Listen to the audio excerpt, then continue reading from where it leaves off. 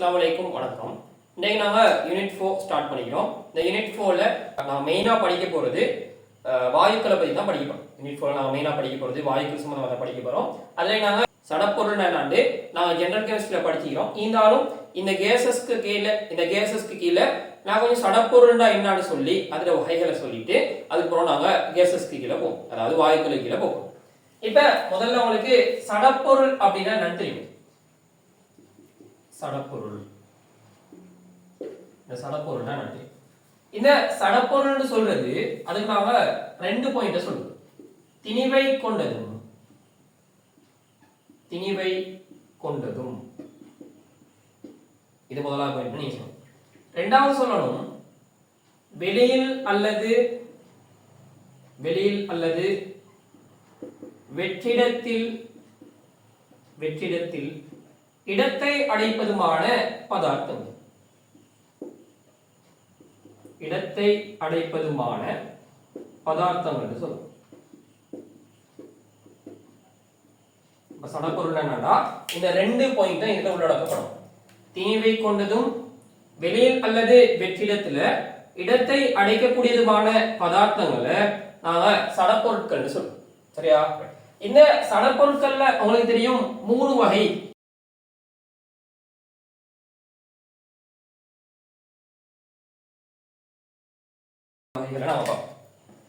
முதலாவது வகை திண்மம்.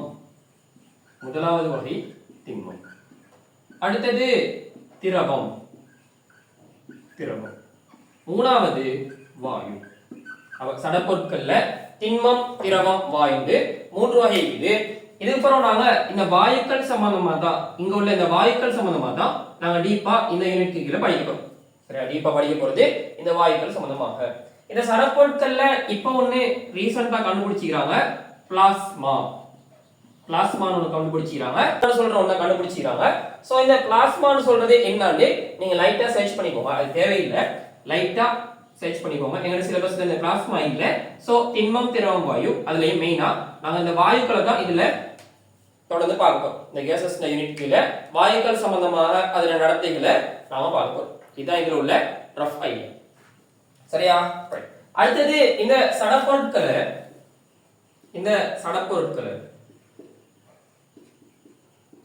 ரெண்டு வகையா பிரிக்கிறேன்.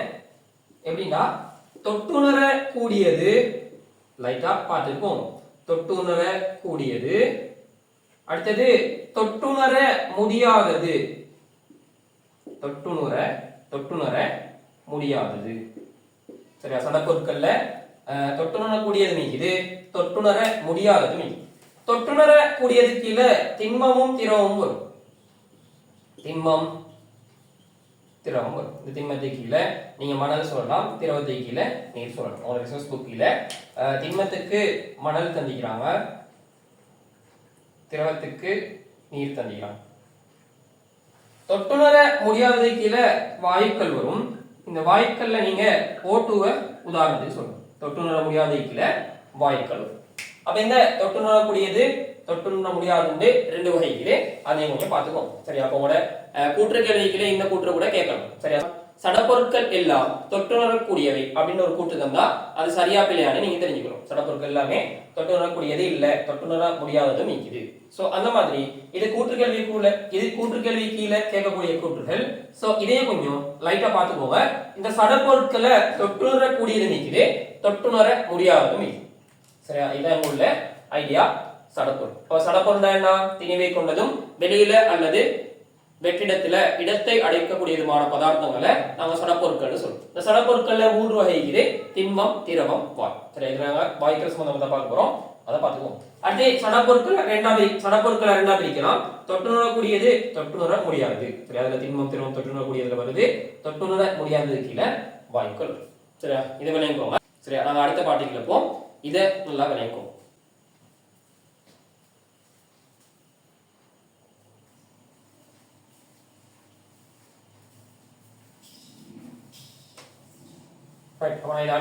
அடுத்தது திண்மம், திரவம், வாயுக்கு இடையிலான ஒப்பீடு சம்பந்தமா கொஞ்சம் தந்திக்கிறாங்க. அந்த ஒப்பீடை பார்த்துட்டு நாங்க வாயுக்களை கீழே போவோம். சரியா? அப்ப திண்மம், திரவம், வாயுக்கு இடையிலான ஒப்பீடை கொஞ்சம் தெரிஞ்சுப்போம். இதுவும் கூற்று கேள்வி கீழே வரும். நீங்க திண்மம் திரவம் வாயுக்கு இடையிலான ஒப்பீடு பார்ப்போம். திண்மம் திரவம் வாயு, திண்மம் திரவம் வாயு இடையிலான ஒப்பீடு.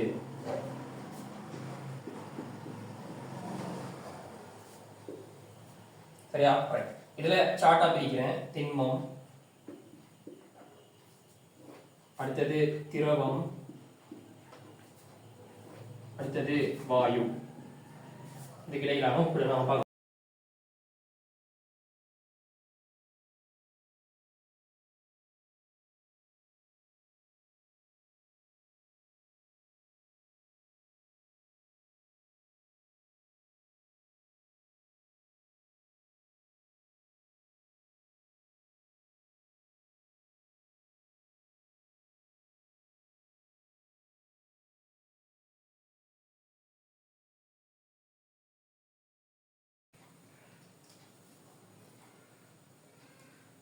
சரியா? இதுல இந்த திண்மம் திரவம் வாயு இடையிலான ஒப்பீடுல முதலாவது இயல்பு கட்டமைப்பு சம்பந்தமா பார்க்கலாம். கட்டமைப்பு. இந்த திண்மத்தின கட்டமைப்பு எப்படி இருக்குன்னா, ஒரு பாக்ஸ் நான் எடுத்துக்கொள்றேன். இந்த பாக்ஸ்ல திண்மம் எப்படி இருக்குது, திரவம் எப்படி இருக்குது, அதாவது திண்மம் திரவம் வாயுல மூலக்கூறுகள் எப்படி காணப்படுதுன்னு நாம பார்ப்போம். சரியா? இது எல்லாமே ஒரே வகையான ஒரே அளவு காணப்படுற பாக்ஸ் எடுத்துக்கோம். ஒரே வகையான இதுல திண்ம மூலக்கூறுகள் எப்படி காணப்படும்னா மிகவும் நெருக்கமாக இப்படி காணப்படும். திண்ம மூலக்கூறுகள் இப்படி மிகவும் நெருக்கமாக இப்படி காணப்படும். இதுதான் திண்மத்தின் கட்டமைப்பு. அதே திரவ மூலக்கூறுகளை பார்த்தீங்களாக்கும் ஒண்ணுல திரவ மூலக்கூறுகள் ஓரளவு நெருக்கமாக, அதாவது ஃபுல்லா நெருங்கிக்காது, ஆனா ஓரளவு நெருக்கமாக காணப்படும். இந்த வாயு மூலக்கூறுகளை பார்த்தீங்களாக்கும் சுயாதீனமாக நெருக்கமற்று ஐதாக ஒழுங்குபடுத்தப்பட்டது. அப்ப திண்ம மூலக்கூறுகள் நெருக்கமாக காணப்படும், திரவ மூலக்கூறுகள் ஓரளவு நெருக்கம், ஆனா இந்த வாயு மூலக்கூறுகள் ஐதாக காணப்படும். இந்த திண்ம மூலக்கூறுகள் நெருக்கமாக காணப்படுறதுனால இங்க வலிமையான இடைக்கவர்ச்சி விசை காணப்படும். அப்ப வலிமையான மூலக்கூற்றிடை கவர்ச்சி விசை, வலிமையான மூலக்கூற்றிடை கவர்ச்சி விசை காணப்படும். நான் சொல்றது வலிமையான மூலக்கூற்றிடை கவர்ச்சி விசை காணப்படும். சரியா? அடுத்தது இந்த திண்ம மூலக்கூறுகள் என்ன செய்யும்டா, சுற்றி இயங்காது, தனக்குள்ளேயே இந்த மாதிரி திண்ம மூலக்கூறுகளுக்கு இடையிலேயே அதிர்வடைந்து கொள்ளும். இப்படி திண்ம மூலக்கூறுகளுக்கு இடையிலேயே அதிர்வடையும், ஆனா இயங்காது, சுற்றி இயங்குற இது இயங்காது. அப்ப நான் சொல்றேன் அதிர்வடையும் ஆனால் சுற்றி இயங்காது. இதான் திண்ம மூலக்கூறுகளோட ஐடியா. அப்ப எப்படி இருக்குது, மிகவும் நெருக்கமாக காணப்படுது, வலிமையான மூலக்கூற்றிடை விசைகள் காணப்படுறதுனால தான் அது மிகவும் நெருக்கமாக காணப்படுது. அதனால இந்த மூலக்கூறுகள் சுற்றி இயங்காது, ஆனா அதிர்வடையும். சரி, அதிர்வடைந்து தன்னுள்ள அந்த அதிர்வடைந்த நிலையில காணப்படும், ஆனா சுற்றி இயங்காது. சரியா? இந்த மூலக்கூறுகள் எடுத்தீங்களாக்கும் இவை ஓரளவு நெருக்கமாக காணப்படும், இங்க ஓரளவு வலிமையான மூலக்கூற்றிடை கவர்ச்சி விசை காணப்படும். சரியா? ஓரளவு வேறு, இங்க வலிமையான டிகிரி, இங்க ஓரளவு மூலக்கூற்றிடை கவர்ச்சி விசை காணப்படும். ஓரளவு மூலக்கூற்றிடை கவர்ச்சி விசை காணப்படும். அதனாலதான் இது வந்து ஓரளவு ஐதாக காணப்படுது. இது வந்து நெருங்கி காணப்படுது, இது ஓரளவு ஐதாக காணப்படும். இங்க உள்ள மூலக்கூறுகள் சுற்றி இயங்கக்கூடிய, சரி, ஓரளவு ஐதாக காணப்படுறதுனால இங்க உள்ள மூலக்கூறுகள் சுற்றி இயங்கும். சோ சுற்றி இயங்கக்கூடியது,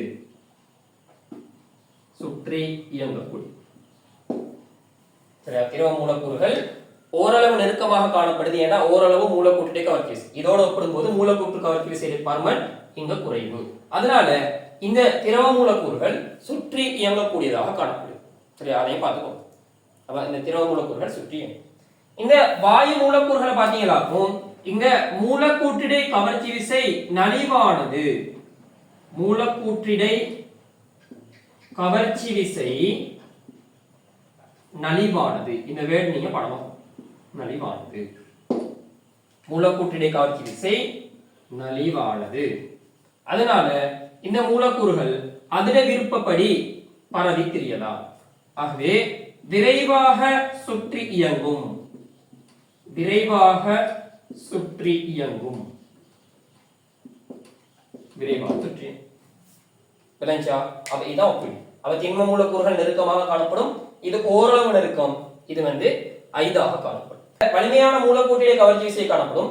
இங்க மூலக்கூற்றிடை கவர்ச்சி விசை டிபார்ட்மெண்ட் ஓரளவு வலிமையானது, இங்க மூலக்கூற்றிடை கவர்ச்சி விசை டிபார்ட்மெண்ட் நலிவாக காணப்படும். அதனால இங்க வலிமையாக காணப்படுறதுனால மூலக்கூறுகள் அதிர்வடையும், ஆனா சுற்றி இயங்காது. இங்க ஓரளவு சுற்றி இயங்கக்கூடியது, இங்கு விரைவாக சுற்றி இயங்கும். சரியா, விரைவு உள்ள வேட் முக்கியம். இங்க விரைவாக சுற்றி இயங்கும். சரியா, இதை பார்த்துக்கோம். இதான் இந்த திண்மம் திரவம் வாயு மூலக்கூறுகளோட கட்டமைப்பு கீழே நாம சொல்லக்கூடிய. அடுத்தது நாம இதுல கனவளவு சார்பாக பார்ப்போம்.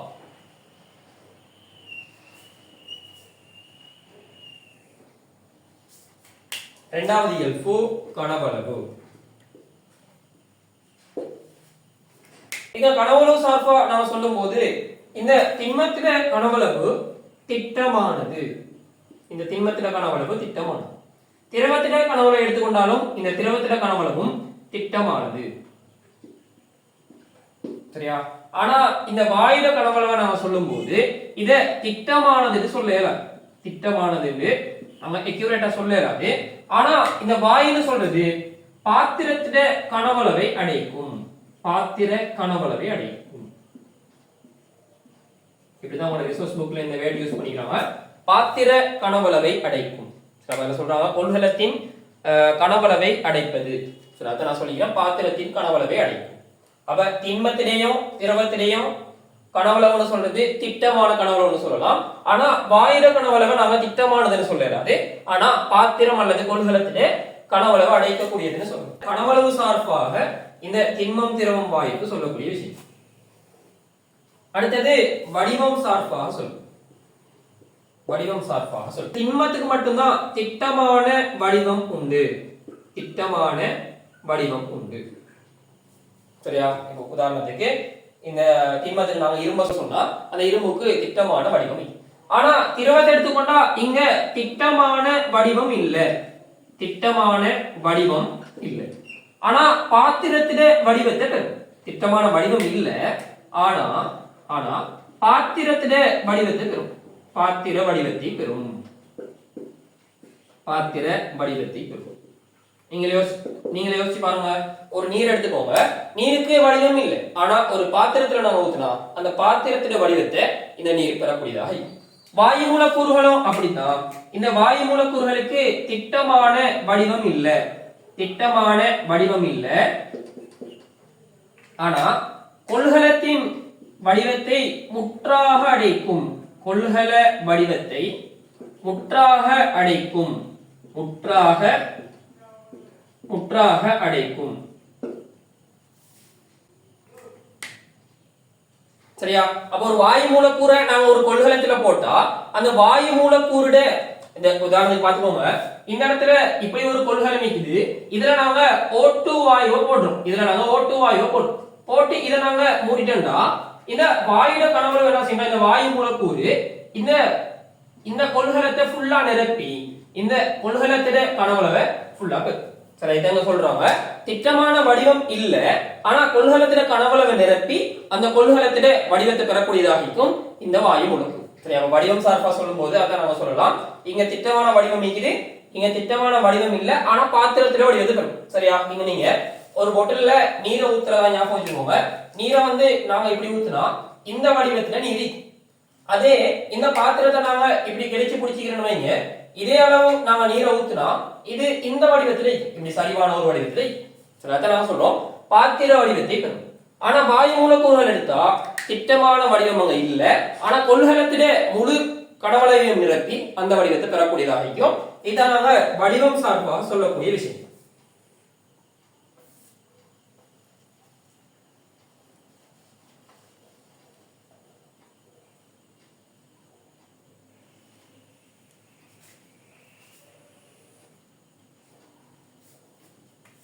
சரியா, அடுத்தது அமுக்கப்படுத்தன்மை. அடுத்தது அமுக்கப்படுத்தன்மை. சரியா? அமுக்கப்படுத்தன்மை வந்து வாயுக்கு தான் இருக்குது திண்மம் திரவத்தை ஒப்பிடும்போது. இந்த அமுக்கப்படுத்தன்மை சம்பந்தமா சொல்லும் போது திண்மத்துல சொல்றாங்க அமுக்கப்படுதல் கடினம். அமுக்கப்படுதல் கடினம். சரியா? இந்த திரவத்தை எடுத்துக்கொண்டாலும் அமுக்கப்படுதல் கடினம். ஆனா வாயு மூலக்கூறுகளை இலகுவாக அமுக்கப்படுத்தலாம்.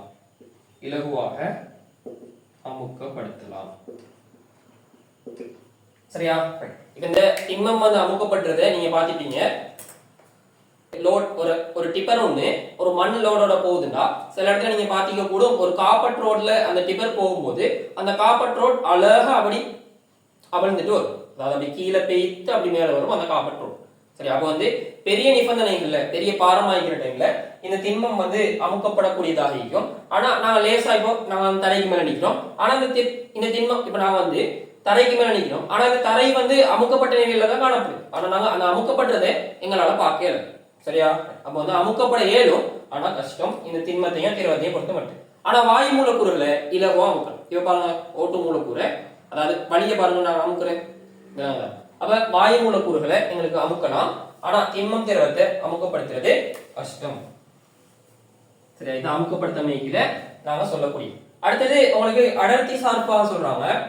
இந்த அடர்த்தியில கிராம் சென்டிமீட்டர் -3 சொல்றாங்க. திண்மத்துக்கு இரும்ப சொல்றாங்க.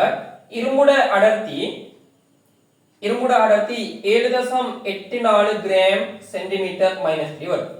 அடுத்தது நீருக்கு, அப்ப இந்த இடத்துல திரவத்துக்கு கீழே நீரை சொல்றாங்க. இந்த நீரோட அடர்த்தி 0.99 கிராம் சென்டிமீட்டர் -3. எங்களுக்கு தெரியும், நாங்க அண்ணளவா 1 கிராம் சென்டிமீட்டர் -3 எடுக்கும். இதான் நீரோட அடர்த்தி. வாயுட அடர்த்திக்கு H2 வாயுவை சொல்றாங்க. வாயு அடர்த்திக்கு H2 வாயுவை சொல்றாங்க. இது 0.078 கிராம் சென்டிமீட்டர் -3. சரியா? 71 சொல்றாங்க. இத பாத்துக்கோங்க, 71. இதெல்லாம் நீங்க பாடமாக தெரியல, லைட்டா ரஃபா ஒப்பிடுறதுக்கு தெரிஞ்சுக்கோங்க. இந்த இடத்துல திண்மத்தோட அடர்த்தி கூட திரவத்தை விட, திரவத்தோட அடர்த்தி கூட வாயுவை விட. ஒப்பீட்டளவுல திண்மத்துக்கு தான் அடர்த்தி கூட, திரவத்துக்கு இடைப்பட்ட பெரும்பாலும் ஆகிக்கும். வாயுக்கு அடர்த்தி நல்லாவே குறைவாக இருக்கும். சரி, இதுதான் எங்களுக்கு திண்மம் திரவம் வாயு சம்பந்தமா சொல்லக்கூடிய ஒப்பீடு. சரியா? திண்மம் திரவம் வாயு சம்பந்தமாக சொல்லக்கூடிய ஒப்பீடு. இதை நீங்க பார்த்து இதை ஷார்ட் எழுதிக்கும். சரியா? நான் இதுக்கு நோட் அனுப்புவோம் உங்களுக்கு. இப்ப இது நான் இந்த இடத்துல உங்களுக்கு நோட்டை வாயால சொன்னா பெரிய ஒரு டைம் போகும். சரி, அது வேஸ்டேஜ் ஆகிக்குது.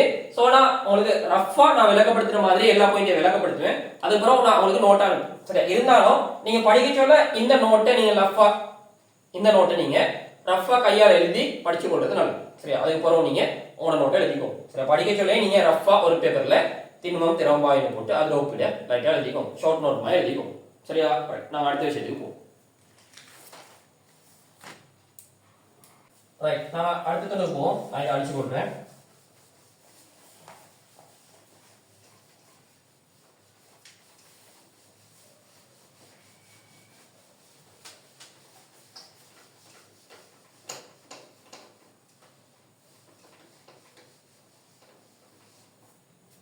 அடுத்த ஹெடிங் சடத்தின் நிலைகளுக்கிடையிலான ஒப்பீடு.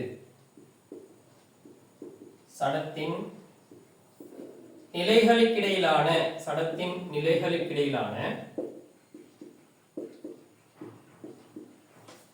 ஒப்பீடு. அதாவது நிலை மாற்றம் சம்பந்தமா அங்க கதைக்கும். சரியா? உங்களுக்கு தெரியும், சடப்பொருள் சொல்றது திண்மம் திரவம் வாயுன்னு சொல்ற வகையா பிரிஞ்சு அந்த நிலை மாற்றங்களை காணும். சரியா? ஒரு நிலையிலிருந்து இன்னொரு நிலைக்கு மாறுறது நாங்க நிலை மாற்றம்னு சொல்லுவோம். இதெல்லாம் நீங்க நிலை மாற்றம் என்னன்னு தெரிஞ்சுக்கொள்ள தேவையில்லை. இந்த இடத்துல நிலை மாற்றலுக்கு என்ன பேர் கொஞ்சம் லைட்டா தெரிஞ்சுக்கும். சரியா? இப்ப இந்த இடத்துல நான் சொல்றேன் பாருங்க, திண்மம் டைரக்டா அவங்களுக்கு வாயுவா மாறும். திண்ம நிலையிலிருந்து வாயு நிலைக்கு மாற்றப்படும். இல்லாட்டி இந்த திண்மம்னு சொல்றது திரவ நிலைக்கு மாறி இந்த திரவ நிலை வாயு நிலைக்கு மாறும். இந்த திண்மம்னு சொல்றது திரவ நிலைக்கு மாறி வாயு நிலைக்கு மாறும். சரியா? பாருங்க, இந்த திண்மம் டைரக்டா இப்படி வாயு நிலைக்கு மாறும். இந்த திண்மம் இப்படி திரவ நிலைக்கு மாறி திரவ நிலையிலிருந்து வாயு நிலைக்கு மாறலாம்.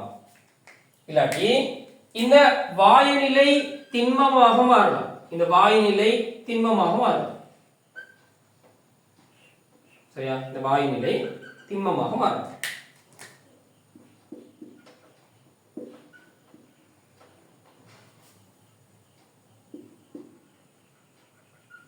சரியா? அடுத்தது இந்த வாயு திரவமாக மாறலாம். இந்த வாயு திரவமாக மாறலாம். இந்த வாயு இப்படி திரவமாக மாறலாம்.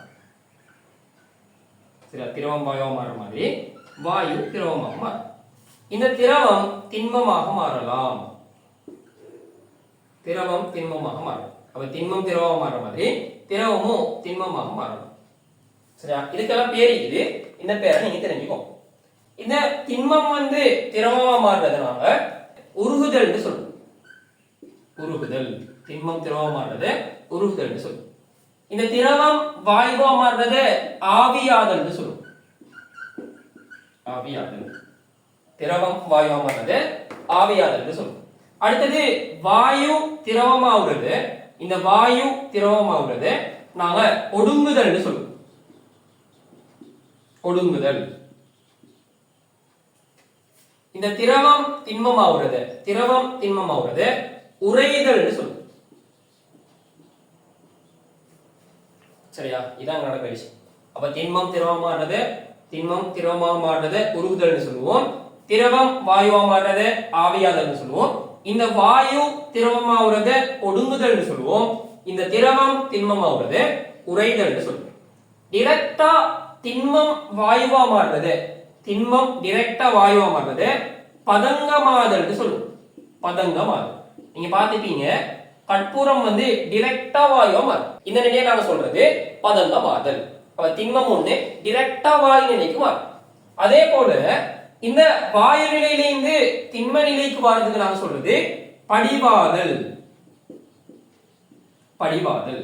வாயு நிலையிலிருந்து திண்ம நிலைக்கு வருது படிவாதல் சொல்லுவோம். இதான் நிலை மாற்றங்கள். இந்த நிலை மாற்றங்கள் சம்பந்தமா நீங்க தெரிஞ்சுக்கணும். இந்த நிலை மாற்றம் சம்பந்தமா நீங்க தெரிஞ்சுக்கணும். சரியா?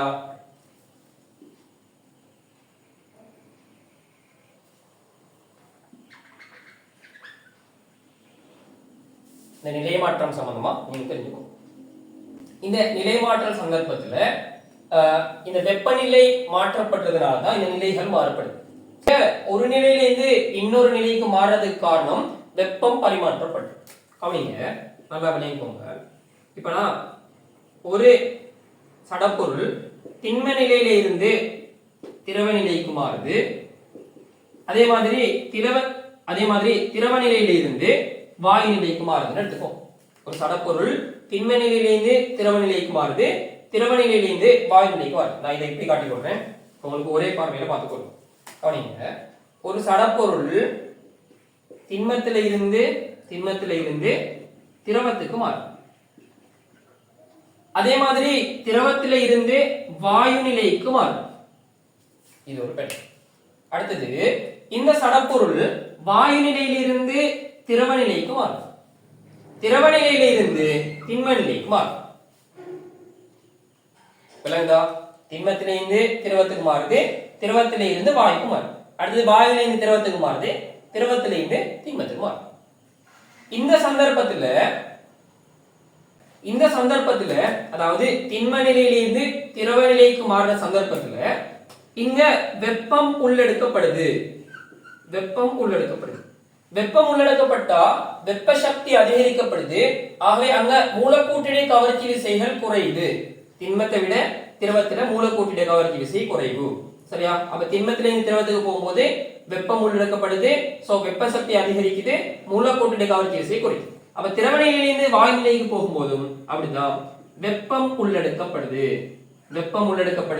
வெப்ப சக்தி உயர்வா காணப்படுது, மூலக்கூட்டிடை கவர்ச்சி விசைகள் குறையுது. இதான் இங்க நடக்கிற ப்ரொசீஜர். இப்ப வாயு நிலையிலிருந்து திரவ நிலைக்கு வரும்போது வெப்பம் வெளிவிடப்படுது. வெப்பம் வெளிவிடப்பட்டா இங்க வெப்ப சக்தி குறைவடையுது, மூலக்கூட்டிடை கவர்ச்சி விசை அதிகரிக்குது.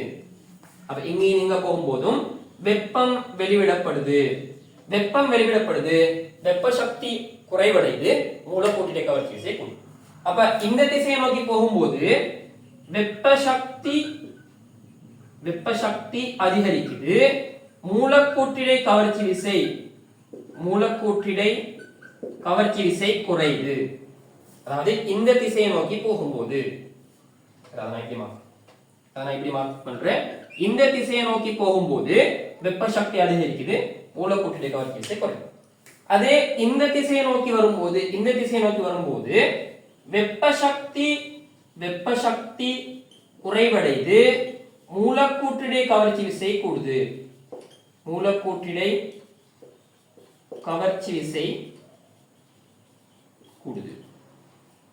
சரியா? உங்களுக்கு இது விளங்க நினைக்கிறேன். இந்த நோட்டையும் விளங்கிக்கோங்க. அப்ப திண்மம் திரவம் வாயுவா மாறுற டைம்ல, இல்லாட்டி வாயு திரவம் திண்மமா மாறுற டைம்ல என்ன நடக்குது, இந்த விஷயத்தை நோட் பண்ணிக்கோங்க. நாங்க அடுத்த விஷயத்துக்கு போவோம்.